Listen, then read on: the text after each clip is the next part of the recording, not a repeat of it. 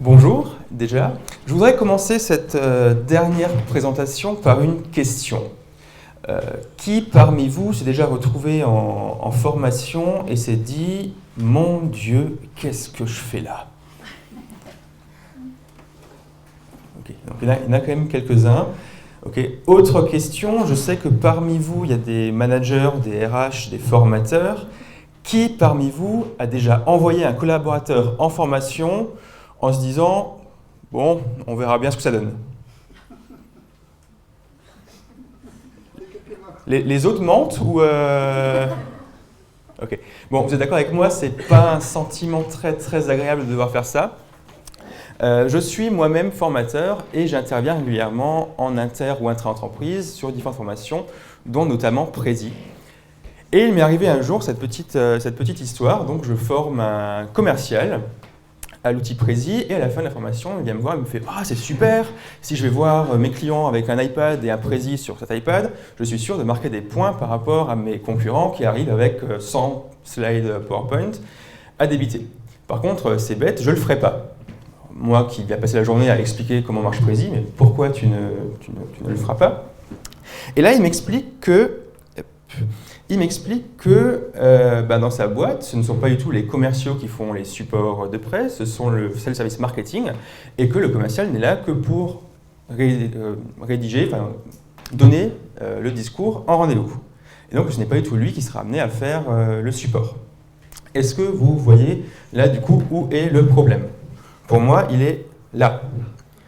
C'est-à-dire qu'on a envoyé un petit chat déguisé en lapin dans une formation prévue pour des lapins. Ce qu'il ne faut bien sûr pas faire. Alors, comment essayer de remédier à cette situation? Alors, il y a plusieurs réponses qu'on connaît déjà tous, j'espère, mais c'est pas plus mal de les rappeler, donc on va en parler rapidement. La première réponse, ça va être bien sûr de bien se renseigner sur les formations qu'on achète.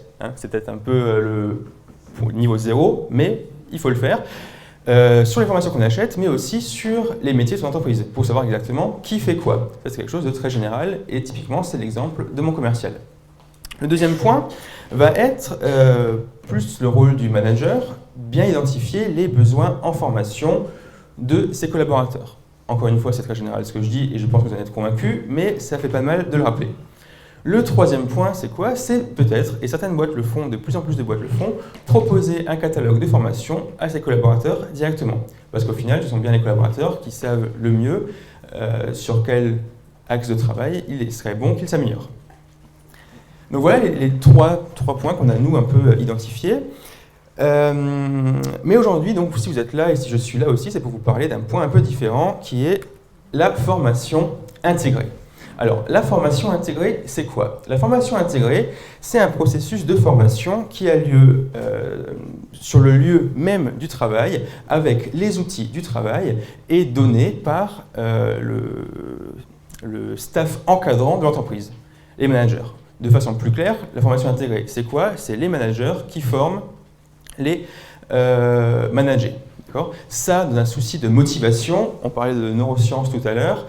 Vous savez sans doute que pour l'apprentissage, un facteur déterminant est la motivation. Ça, la formation intégrée pour la motivation, c'est génial. Comme on travaille dans le cœur de métier, les gens voient directement l'impact sur leur travail et ils sont beaucoup plus motivés pour travailler. D'accord? Donc, la formation intégrée, c'est quelque chose qui est très puissant. Bizarrement, quand on nous appelle chez SIDO pour intervenir dans des structures de tout type, publiques, entreprises, sur des soucis de formation, on ne nous appelle jamais pour des problèmes de formation intégrée. Beaucoup plus souvent pour des modules de formation bien précis ou pour du distanciel, qui reste quand même très éloigné de ce que je disais avant, la motivation et le côté très direct par rapport au métier. Pire, quand j'ai commencé à m'intéresser à la formation intégrée et que j'ai cherché un peu de quoi il retournait, de quoi ça parlait, je me suis rendu compte que la plupart des articles que je trouvais, les plus récents, dataient de 2004. Donc il y a 10 ans. Pourquoi est-ce qu'un outil qui est si puissant, si fort et qui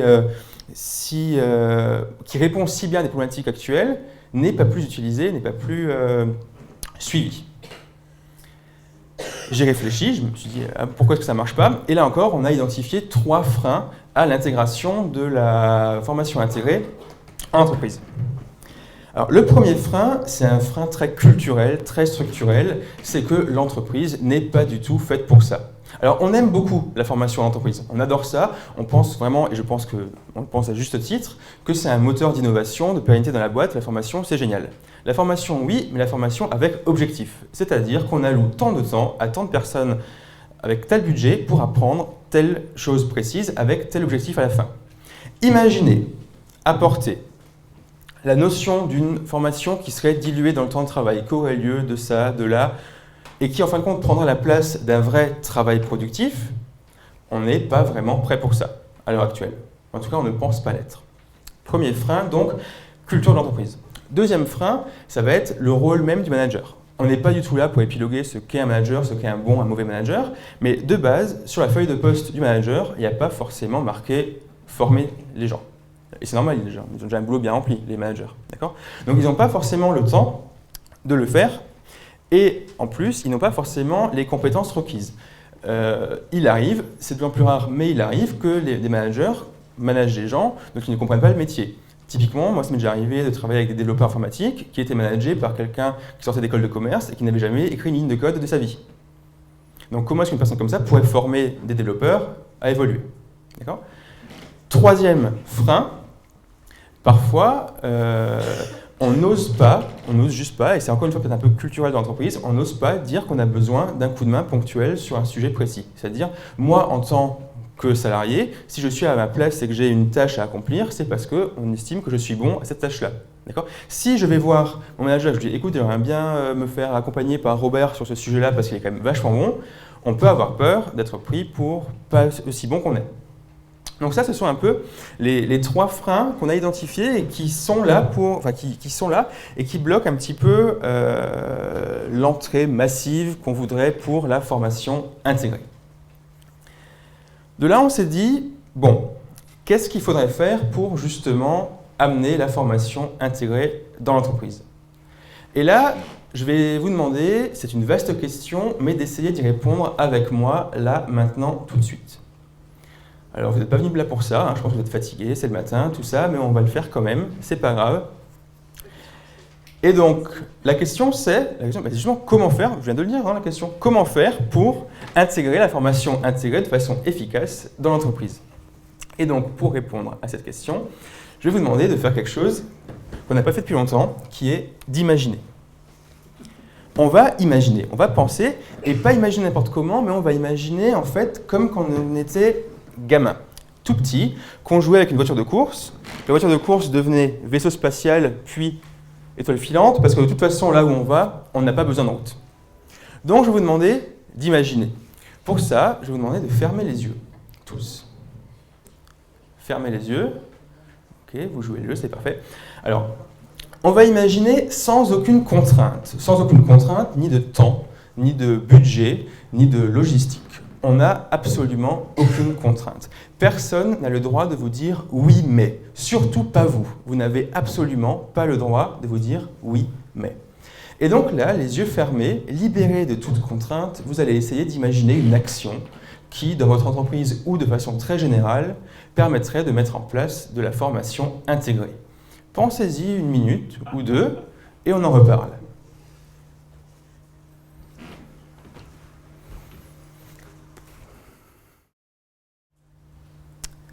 On va s'arrêter là, ouvrir les yeux lentement, s'étirer si besoin parce qu'on a fermé les yeux longtemps. Est-ce que quelqu'un voudrait partager son idée avec le reste du groupe? Ne soyez pas timide, on est là. Mademoiselle, là-bas. Je me suis imaginé pouvoir fermer les yeux et puis faire défiler dans ma tête toutes les thématiques de formation qui pouvaient m'intéresser sans avoir besoin d'avoir un terminal mobile, une connexion internet, un machin comme ça, et puis pouf, ça s'allume, et puis je regarde dans ma tête la formation, je l'arrête, je ouvre les yeux, je réponds à quelqu'un, et sans pouvoir perdre le fil de ma journée, voilà, être toujours, avoir tout le temps pile poil au bon moment l'information que je demande. Je veux savoir avec qui tu numérique, je ferme les yeux, pif, ça sort. Voilà, c'est vraiment de l'instantané, sans aucune contrainte de technique derrière, quoi. Là, pour le faire en fermant les yeux, on aurait presque un implant neuronal derrière la tête qui nous balancerait l'info, ce serait parfait. J'adore cette idée. J'adore cette idée. Merci beaucoup. Est-ce que quelqu'un d'autre veut partager ça avec nous? Monsieur devant. Moi, je pensais à rendre le job ludique, positif et apprenant. Pour moi, ça veut dire échangeant et reliant. D'accord. Dans le cas, je peux jouer avec les copains, les collègues et apprendre des trucs. Là, on revient un peu sur la gamification de l'IM pour le jeu, l'aspect social de tout ça. J'ai vu une main se lever au fond. Madame, s'il vous plaît.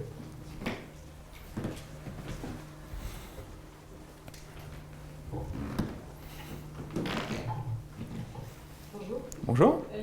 Moi, ça m'a fait penser à un modèle dont on a parlé il y a quelques temps qui s'appelle RERS, sur un système de troc de service en fait, en entreprise. C'est-à-dire qu'on sait tous faire des tas de choses, simplement les autres ne le savent pas, ou pas forcément, et vice-versa. Et donc, organiser une sorte de bourse d'échange où on dit bah voilà, vous avez un problème sur notre PowerPoint, voilà, moi je peux vous briefer sur telle version, on sait rien. Très bonne idée, merci. Est-ce qu'on a quand même un petit peu de temps? Est-ce qu'une dernière personne veut participer? Je serais ravi qu'une dernière personne, une quatrième personne, donne son avis. Ah.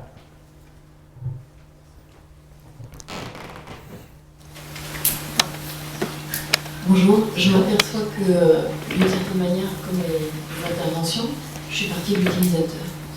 Il n'y a pas de celui qui décide, donc c'est moi j'ai envie, moi j'ai besoin. Ouais, on repartit en fin de compte de la base de l'ingénierie pédagogique qui est identifier le besoin en formation de l'apprenant et pas de la collectivité. Très bien. Ah, j'ai encore une dernière ici, puis après je continuerai. Très bien. Juste à Madame Blonde au troisième rang. Mais alors moi, la puce neuronale, c'est pas encore trop ma tasse de thé. Je préfère encore maîtriser mon cerveau toute seule, mais je verrais bien, comme on a pu voir dans des films de science-fiction, une interface vocale, ordinateur central, dis-moi ce qu'il y a comme connaissance théorique sur ce sujet, et puis je rencontre tel problème, transforme-moi ça en étude de cas, en exercice personnalisé sur mon problème tout de suite. C'est très intéressant. Avec des hypothèses d'action. Ok, super, merci. Ah bah, vous voyez que là, en 45 secondes, on a eu 4 idées hyper intéressantes. Alors, bien sûr, c'est pas réalisable dans la vraie vie, hein, parce que dans la vraie vie, il y a des contraintes d'argent, il y a des contraintes de plein de choses. Moi, ma voiture, elle ne fait pas du tout vaisseau spatial, malheureusement. Mais pourtant, on peut se fixer ça comme soit sac à idées, soit carrément objectif à atteindre. Donc, ce genre d'exercice est hyper intéressant.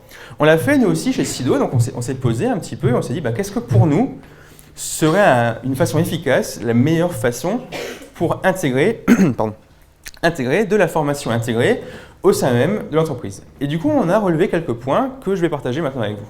Encore une fois, on se détache complètement de toute contrainte matérielle. D'accord ? On ne fait pas ça souvent, donc pour une fois, ça fait pas de mal.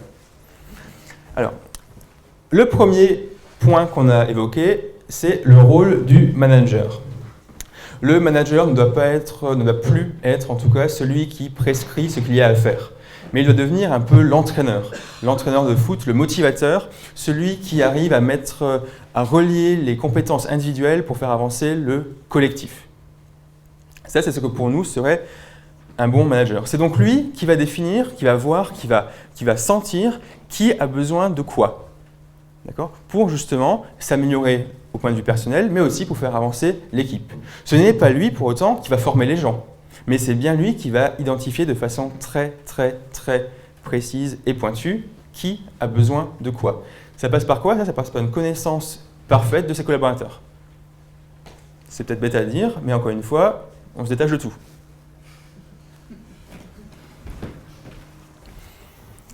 Deuxième point, le tutorat. Et là, je vais rejoindre ce que disait Madame, je crois que c'est vous qui l'avez dit. Quand j'ai commencé à me poser la question de la formation intégrée, je me suis dit, mais c'est quand même bizarre. J'ai eu cette réflexion un peu naïve qui était, à mon avis, quand quelqu'un a un problème sur un point précis, il va voir un collègue, lui demande, écoute, est-ce que tu peux me filer un coup de main sur ce point-là ? Moi, je sais que c'est comme ça que j'aime travailler, et chez Sido, généralement, on travaille plutôt comme ça aussi, et il n'y a pas de souci. Du coup, je trouvais ça un peu bête de conceptualiser la formation intégrée. Et on m'a dit qu'en fait, souvent, non. Les gens, soit n'osent pas aller voir leurs collègues, pour ce que je disais avant, la peur justement d'être pris ou d'être pris pour plus bas que ce qu'on ne vaut, mais aussi parce que parfois les collègues n'ont simplement pas le temps.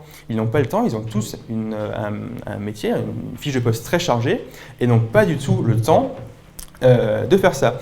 J'ai un ami qui travaille en bureau d'études à Strasbourg en ingénierie de génie civil et il m'a dit que dans chaque service chez eux, ils ont une sorte de quota qui dit que voilà, une personne doit travailler comme par exemple 1,3 personnes. Donc dans son service à lui, le quota est de 1,3. Donc chaque personne dans ce service doit travailler comme 1,3 personnes. Alors comment, avec un quota qui doit travailler plus qu'il n'a lui-même, peut-il encore prendre du temps pour venir en aide à des personnes qui seraient en difficulté dans son service ?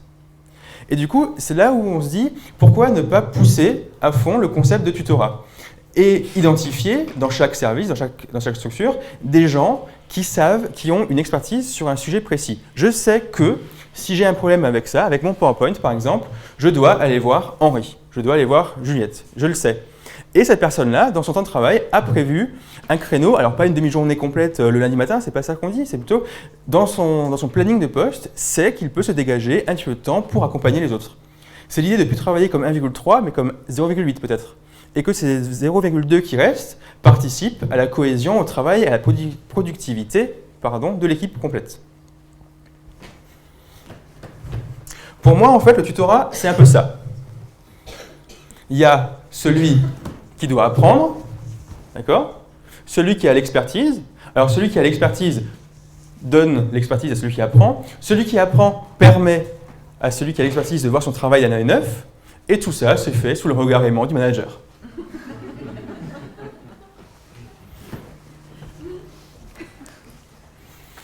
J'en suis fier de cela. Des outils adaptés. On parlait avant de puces neuronales, alors je ne pense pas aller jusque-là, mais n'empêche, on pourrait faire des outils adaptés. On a tous dans nos entreprises, et je pense que vous l'avez aussi, des wikis, des intranets, enfin nous, tous, nous on l'a pas, mais les gens ont des wikis, des intranets, des foires aux questions, tout ça. Mais au final, ça reste globalement des guides de procédure qui ont été numérisés et collés sur le web. On a encore quoi? Des pages de texte. À l'heure de YouTube, de Google, de la formation en temps réel, des vidéos pédagogiques, est-ce que c'est vraiment la meilleure façon de faire? Je ne pense pas. Est-ce qu'on ne pourrait pas plutôt justement s'inspirer, repenser tous ces outils et s'inspirer de la culture Internet pour faire des choses un peu différentes? Typiquement, les tutoriels sur YouTube, aujourd'hui, quelqu'un qui veut maîtriser Photoshop ou une technique très précise de Photoshop, par exemple rajouter un effet de brume sur une image, il va voir un tuto, il teste un petit peu, en 5 minutes, il a acquis cette nouvelle compétence. Alors pourquoi ne pas justement se repencher sur ce type d'outils, ce type de structure, et repenser un petit peu les outils à notre disposition? La pédagogie. Alors, la pédagogie, ce n'est pas un terme très très à la mode, même les profs sont de moins en moins formés à la pédagogie.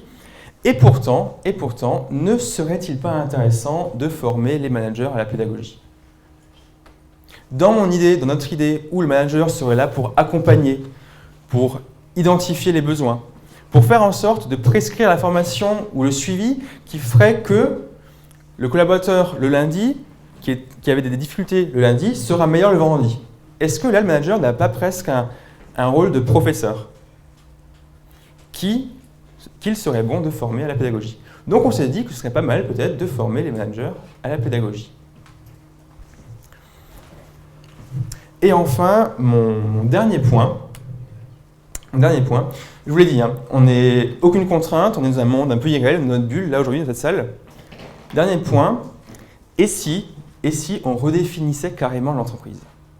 Si on se disait que l'entreprise, ce n'est pas, en fin de compte, uniquement une entité qui est là pour créer de la richesse, des biens, des services, mais qui est là pour faire ça, effectivement, mais aussi pour participer activement à l'épanouissement de ses collaborateurs, à la création, en fin de compte, de savoir qui fait que le collaborateur qui sort de l'entreprise, au bout de 3, 4, 5, 10 ans d'activité, est meilleur qu'il ne l'était le jour où il est entré. Et est-ce que ce n'est pas ça, au final, qui fait que l'entreprise peut évoluer, peut créer de nouvelles choses? Merci beaucoup de votre attention.